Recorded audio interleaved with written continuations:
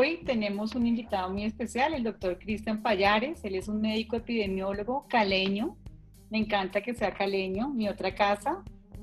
Profesor de la Universidad Javeriana del Bosque, experto en temas de investigación.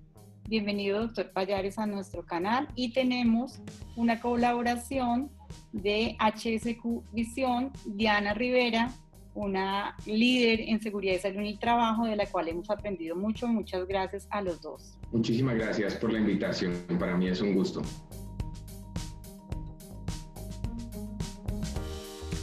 Empecemos por uno de los temas como que nos da más angustia, que es el tema de los tapabocas. Si quiere, cuéntenos cómo es su percepción de lo que está viendo que se está legislando, de lo que se está usando, pues enfocado en los trabajadores. Bueno, el tema de los tapabocas es sin lugar a dudas uno de los dolores de cabeza que hemos tenido en el marco de esta pandemia. La razón es porque muchas personas han creído que el tapabocas es un elemento de protección personal salvador que una vez se lo colocan los hace inmunes al virus y olvidan que las dos estrategias más importantes para la contención del coronavirus son el lavado de manos o la fricción de manos con solución alcohólica, la higiene de manos y el distanciamiento físico. Eso es supremamente importante porque la gente usa el tapabocas y cree que el tapabocas le da ese pase libre para acercársele a otra persona, para tocar a otra persona, y esto no es así. El uso del tapabocas se ha generalizado en el mundo, pero hay algunos países que tienen mucha más experiencia en el uso de este elemento de protección personal. Los asiáticos, por ejemplo, que lo empezaron a usar muchísimo antes que nosotros, y digo antes, años antes que nosotros, lo empezaron a utilizar por el tema de la polución y se cambian una mascarilla quirúrgica o un tapabocas hasta 16 veces al día cuando están en la calle. Entonces ellos ya lo tienen muchísimo más incluido dentro de sus prácticas y ya está como inmerso en la cultura. Hay un problema con los latinoamericanos y es que nosotros primero utilizamos el tapabocas de las maneras más inapropiadas posibles, sin cubrirnos la nariz, como si fuera un barbijo acá, como si fuera una corona acá, a la mitad, no lo estamos constantemente subiendo y bajando, lo estamos manipulando. Y el manipular el tapabocas lo contamina de una manera importante. En general, una mascarilla quirúrgica debe uno cambiársela cada 3 horas porque con tanto toque que presentas desde tus manos, y recordemos que las superficies que están contaminadas, nosotros las tocamos con nuestras manos, contaminamos nuestras manos, inmediatamente nos tocamos la cara, que es la ruta de entrada del coronavirus, porque el coronavirus solamente puede entrar por las mucosas y la conjuntiva. Pues allí estamos facilitando el contagio. El otro punto importante es que el tapabocas tiene un efecto realmente protector, primero en aquellos sintomáticos, una persona que tose o expectora, porque evita que te tosa encima y que esas gotas, producto de la tos o el estornudo, puedan caer a tu cara y a tus conjuntivas y que contamine el ambiente. Siempre hemos hablado de algo llamado higiene respiratoria y etiqueta de tos antes de la pandemia, y tiene que ver primero con una buena educación, uno no le estornuda a alguien encima en la cara, y segundo, tiene que ver mucho con usar una mascarilla quirúrgica si estás enfermo. Muchos de los países que han involucrado al tapabocas para la estrategia de la contención del coronavirus lo han hecho en el marco de sitios donde no se pueda respetar la distancia física, donde estés muy cerca de otra persona, o cuando puede haber una proximidad o un contacto estrecho, hablar con un paciente, atender a un paciente, estar hablando con alguien. Pero no tiene ningún sentido que tú te pongas una mascarilla quirúrgica si estás solo. ¿Por qué? Porque es que el SARS no está en el aire andando, tratando de metérsele a uno por las fosas nasales, ni uno va a respirar el SARS. A mí me parece muy irónico y hasta chistoso pues ver a las personas en la calle solas con un tapabocas o trotando con un tapabocas. Eso carece de toda plausibilidad biológica. Lastimosamente, nosotros estamos en una lucha entre lo que tiene la evidencia científica y lo que norman muchos entes reguladores. Entonces, en algunos países, en algunas ciudades en Colombia, te dicen que no puedes salir si no te colocas una mascarilla quirúrgica, que no puedes salir a trotar si no te colocas una mascarilla quirúrgica. Y uno ve a 3 personas trotando con mascarilla quirúrgica, que es justo lo que no deberían hacer. Sería mejor que no tuvieras una mascarilla y trotaras solo. Es el distanciamiento físico y la higiene de manos lo que realmente tiene evidencia sólida y fuerte de que funciona. No usar un tapabocas y creer que con esto vas a poder acercarte a alguien, abrazarlo, compartir con esa persona, almorzar con esa persona, desayunar con esa persona. Y es algo que frecuentemente está ocurriendo. Muchos trabajadores de la salud en el mundo y en nuestro país, de las instituciones hospitalarias que han estado en problemas por brotes con los trabajadores de la salud, se ha mostrado que los trabajadores de la salud se contagian en esto, en el café, almorzando, porque no respetan la distancia, están muy cerca el uno del otro. Creemos que los pacientes son los que nos van a contagiar y terminan nuestros propios compañeros contagiados. Como hay diferentes tapabocas, tenemos una inquietud grande, es que muchas personas han salido a fabricar tapabocas de cualquier material, de tela, unos impermeables por fuera, otros de cuero, han salido hasta de colecciones. Y muchas empresas de vigilancia, servicios generales, dotan a los trabajadores de ese tapaboca de telas porque supuestamente ese no se debe cambiar, como nos explicó con los asiáticos. ¿Qué opinión y qué evidencia hay respecto a esos de tela? Porque es difícil encontrar estudios respecto a eso. Sí, la verdad es que los tapabocas de tela, que no sea una tela impermeable o laminada, no sirven para nada.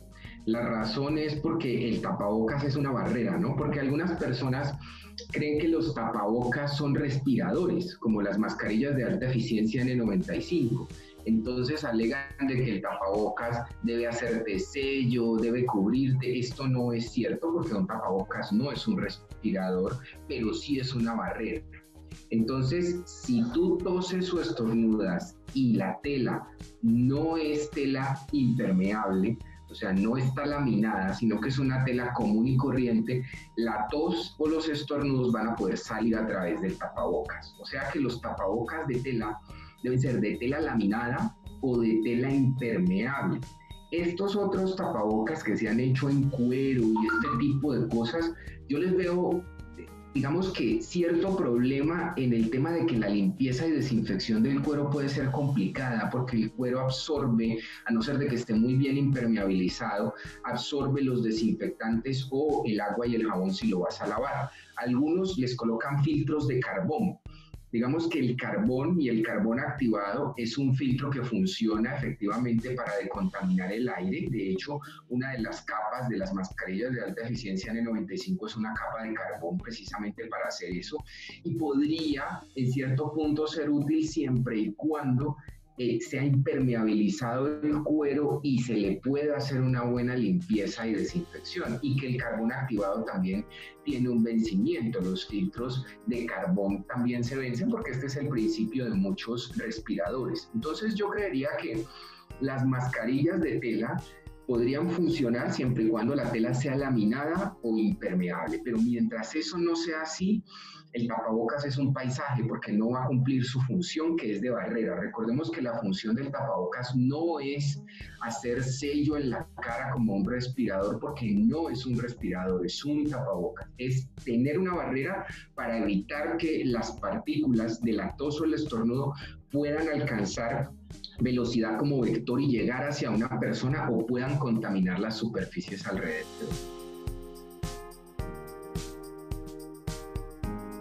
La gente que manipula dinero, en muchas empresas se han hecho protocolos donde que utilice el guante, y en la charla que usted nos dio en otro espacio decía, no se eche el alcohol glicerinado porque eso no está para los guantes, y la gente sigue utilizando y se cree como Superman, que con guantes puedo tocar y coger todo. Entonces yo he sido una abanderada en este grupo de salubristas, decirles, no, es mejor lavarnos las manos, pero en los protocolos los salubristas tienen mucha inquietud en el ámbito laboral y ahí sí quisiera que nos dieras una mano. Sí, totalmente de acuerdo contigo. La gente lastimosamente usa los elementos de, primero, no les prestaban atención y ahora ya los usan de una manera excesiva. Entonces los guantes es un tema que tiene evidencia científica tan fuerte desde hace tanto tiempo. Miren, hay revisiones sistemáticas y metaanálisis del uso de guantes y el factor de riesgo de ellos como vector para transmitir infecciones al resto de la gente y contaminar el ambiente. La razón de esto es porque tú te enguantas y una vez que tú estés enguantado, lo primero que tocas ya contaminó el guante, o sea, ya tu guante está contaminado. Tú sigues después tocando más cosas y entonces te vuelves ya es un vector, porque ya estás llevando la contaminación a todo el ambiente, estás llevándola a tu cara, porque la gente, si usas guantes por más de 10, 15 minutos, contando plata o tocando hojas, te vas a tocar la cara. Eso en la plena seguridad porque los seres humanos nos tocamos la cara. Hay estudios de eso. Entonces te vas a tocar la cara y vas a empezar a contaminarte muchísimo más. Si uno quisiera frenar la transmisión, sí, algunos podrían decir, sí, Cristian, pero es que el SARS puede vivir 3 horas en una hoja de papel. Yo puedo decirte, no solo el SARS, una Cinetobacter baumannii puede durar días en un papel. Y ha estado desde siempre, ¿no? Las bacterias no se fueron y se acabó toda la medicina porque llegó el COVID. Ellas siguen allí, que no son tan famosas, es una cosa distinta, pero allí siguen. Entonces, si uno quiere frenar esa transmisión, lo que tiene que hacer es friccionarse las manos constantemente. Si tú vas a trabajar con mucho papel, por ejemplo, vas a estar revisando historias clínicas en papel, tocando papel todo el tiempo, debes estarte friccionando todo el tiempo las manos. Es el quinto momento de la higiene de manos, después de tocar el entorno del paciente y después de tocar el entorno hospitalario. O sea que deberías es utilizar la fricción más que usar los guantes. La gente se enguanta y creen que ya con eso y se empiezan a volver un vector. Entonces ve uno a la gente con los guantes amarillos. Hay personas que se friccionan encima de los guantes, porque los videos de los asiáticos son así. Y resulta que el guante, el material del guante no soporta soluciones alcohólicas a más del 70%. Terminas dañando los guantes. Y los guantes impiden que te hagas higiene de manos. Aumentan el riesgo de no adherencia de higiene de manos en más de un 74%. Esto está demostrado. Entonces se vuelven un problema. Entre menos elementos de protección personal de forma inadecuada utilices, mucho mejor. Hay que hacer un raciocinio del uso de los elementos de protección personal. Si usted no está viendo a un paciente, usted no necesita guantes.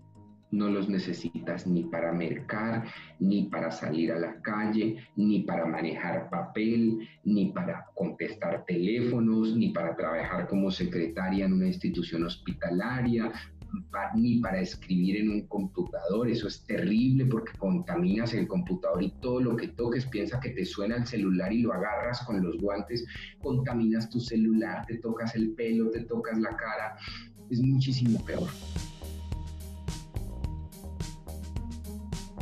Doctor Pallares, en los protocolos de bioseguridad que ha hecho el gobierno nacional está que los trabajadores deben cambiarse la ropa que traen de la calle, dejarlo en casilleros y tener otra ropa. Eso para muchas empresas es difícil. Me queda la inquietud que quitándose, poniéndose la ropa, sí, ¿qué beneficio hay?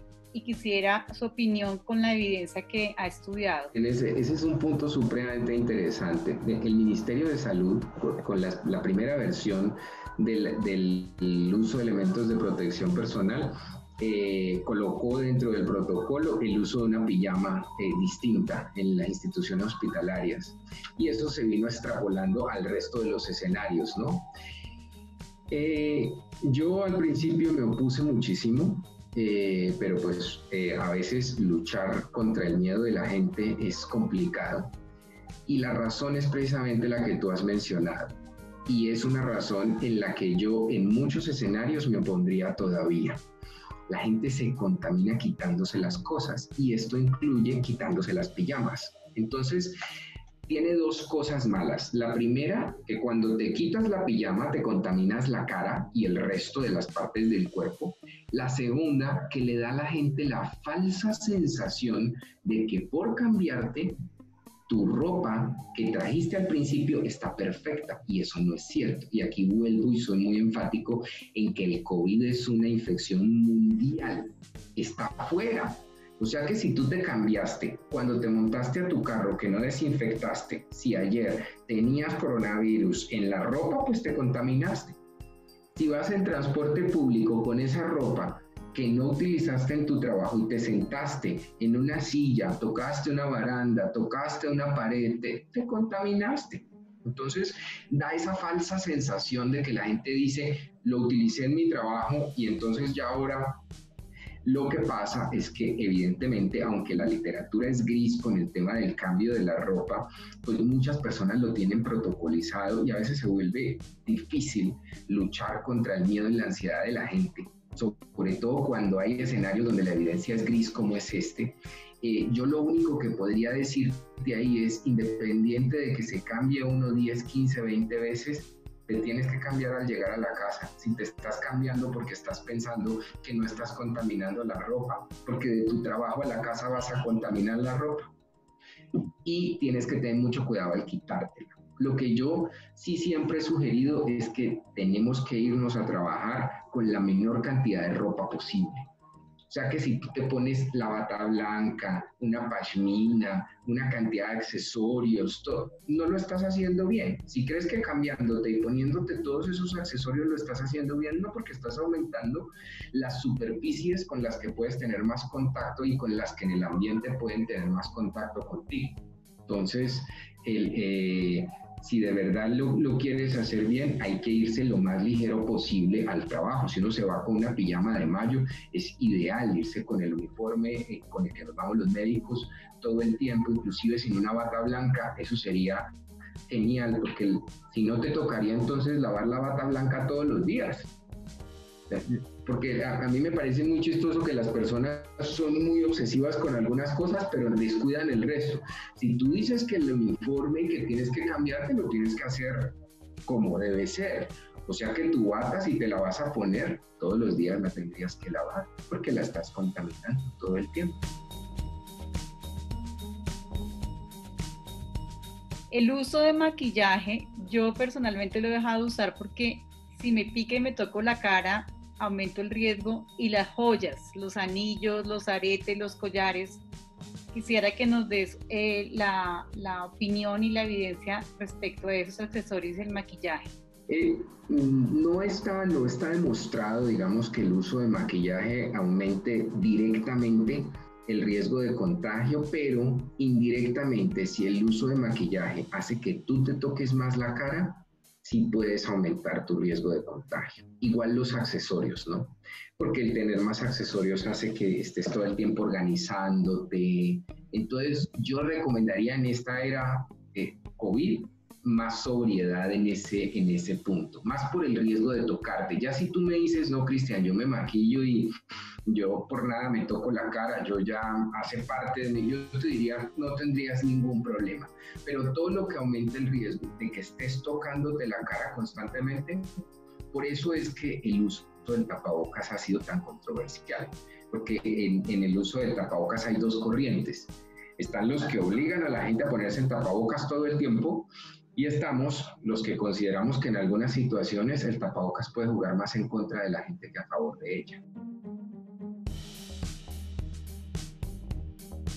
Respecto a las personas que utilizan o que tienen el deber de atender público, cajeros de supermercados, cajeros de bancos, se ha recomendado que se utilice la mascarilla. ¿Cómo ves tú ese elemento de protección personal? Es una pregunta difícil. Difícil ¿por qué sentido? Digamos que cuando hay demasiada proximidad y la persona que tú estás atendiendo no tiene una mascarilla quirúrgica, evidentemente si esa persona tose o estornuda o la saliva de esa persona puede caer en tus ojos. Eso es evidente. Ahora, ¿qué me preocupa a mí? Si tú estás en un banco y hay un vidrio de por medio, pues la careta perdónenme la palabra, pues es una estupidez, porque el vidrio va efectivamente a cubrir ¿para qué te vas a colocar una careta? ¿No? Como que redunda. Por el contrario, la careta se puede volver un fómite adicional, porque pues te toca limpiar la careta y si no la limpias y todo el tiempo y te vas a tocar y cuando hay demasiada proximidad y no hay barreras físicas que puedan evitar o separar eso, probablemente podría protegerte, probablemente podría ocurrir. O sea, lo que me preocuparía a mí es el tema de la limpieza y desinfección, porque es que es tener un elemento de protección personal adicional que la gente no va a limpiar, porque sí es tan difícil que la gente se lave las manos. Ahora para que limpien otras cosas que les vamos a colocar. Entonces yo ahí volvería a insistir en el tema de respetar la distancia. Y en bancos y este tipo de cosas, si efectivamente hay una barrera física, pues realmente no tiene mucho sentido que tú utilizaras una barrera adicional. ¿Ya? Distinto porque al ambiente hospitalario, cuando tú atiendes a un paciente sospechoso o confirmado por SARS-CoV-2, uno de los pilares de los elementos de protección personal es una careta con visor. Definitivamente puede proteger hasta más de un 90% del contagio. Y es muy irónico porque la careta se volvió famosa ahora, pero la gente no se protege los ojos. Nunca. Ustedes lo viven muchísimo más porque están todo el tiempo con casos de este tipo, pero a mí me parece desde prevención y control de infecciones muy triste, por ejemplo, que un anestesiólogo nunca haya usado gafas para intubar, que un oftalmólogo nunca haya usado gafas, y no estas gafas medicadas, sino gafas protectoras para hacerle un fondo de ojo a un paciente, si es que estás pegado al paciente. Y es muy irónico.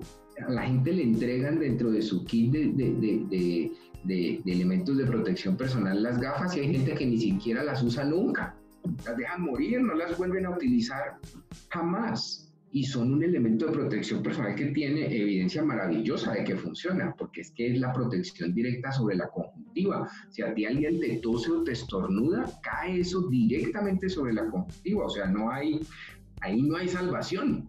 Pero veo uno que la gente no está acostumbrada a usar sus gafas. En algunas instituciones hospitalarias inclusive se dan las gafas de las de protección personal medicadas. Se ajusta el foco para que la persona no tenga que usar gafas medicadas encima, sino que se ajusta de acuerdo a si tiene astigmatismo, si tiene miopía, lo que tenga, para que solamente se tenga que poner eso. No, la gente olvidaron hasta dónde dejaron sus gafas. La gente nunca ha usado gafas.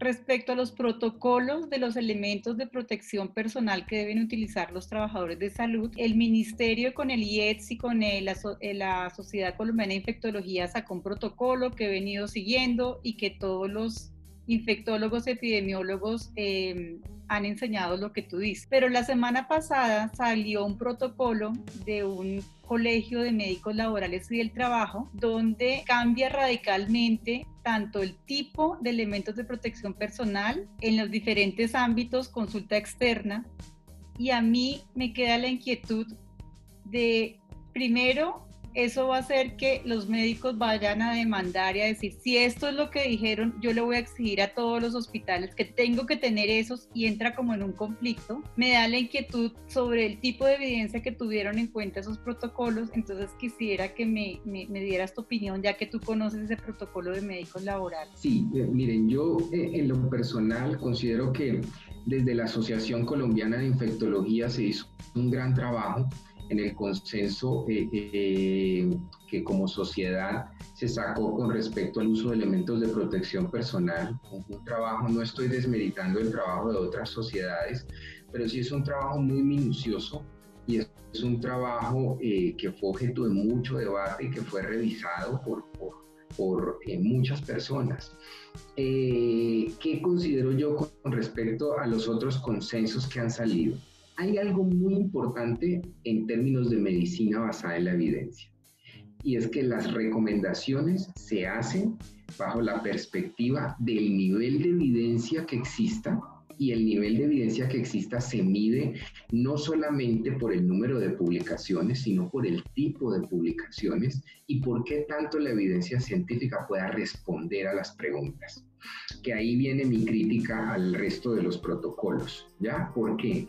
Porque tomar como fuente primaria de la evidencia conceptos de personas que no, eso no es evidencia científica, una opinión de un experto no es evidencia científica, ¿ya? Nosotros no podemos cambiar protocolos por opiniones de expertos. Los protocolos se cambian por literatura de evidencia publicada, estudios publicados donde se hayan demostrado hipótesis, pues pone a la gente en aprietos. El otro tema que me parece importante haciendo el contraste, por ejemplo, de estos dos protocolos, es que el uso de elementos de protección personal siempre depende del riesgo. O sea que en el momento en el que tú evalúes el riesgo, ese es en el momento en que tú usas el elemento de protección personal. De lo contrario, pues usaríamos todo el tiempo todo. Porque si tú no estás evaluando el riesgo, tú me puedes decir, pues es que Cristian, un paciente me puede hacer un código azul en consulta externa, entonces debo ponerme bata, guantes, mascarilla de alta eficiencia N95, careta con visera, polainas y un gorro, porque pues, puede pasar cualquier cosa. No, los elementos de protección personal no se manejan desde esa perspectiva, se evalúan de acuerdo al riesgo. Ese fue un cambio que se hizo desde el año 2009, no solamente por el CDC, sino por entes que se encargan de regular el uso de elementos de protección personal en el mundo, y desconocer ese principio básico pues nos va a llevar ¿a qué? A que tengamos que usar mascarillas de alta eficiencia N95 para atender a un paciente en consulta externa, independiente de si eso no es un grado de sospecha importante. Cosas como ese tipo, usar monotrajes en un paciente sospechoso, por ejemplo, que son cosas que no tienen un sustento, un soporte en la evidencia importante. Entonces, está claro que usar más no es mejor, está claro que cubrir más partes del cuerpo no es mejor, está claro que la gente se contamina retirándose los elementos de protección personal, y ojo, no lo digo yo, lo dice una revisión sistemática y metaanálisis de Cochrane de hace menos de un mes, que reúne toda la evidencia que ha habido respecto a esto, y es una evidencia bien sólida. Entonces, partiendo de esos principios, yo no puedo dar recomendaciones de que la gente use todo el tiempo, porque esto lo que va a generar es más contagio y mucha más ansiedad en los trabajadores, y más cansancio laboral, que también está descrito, ¿ya?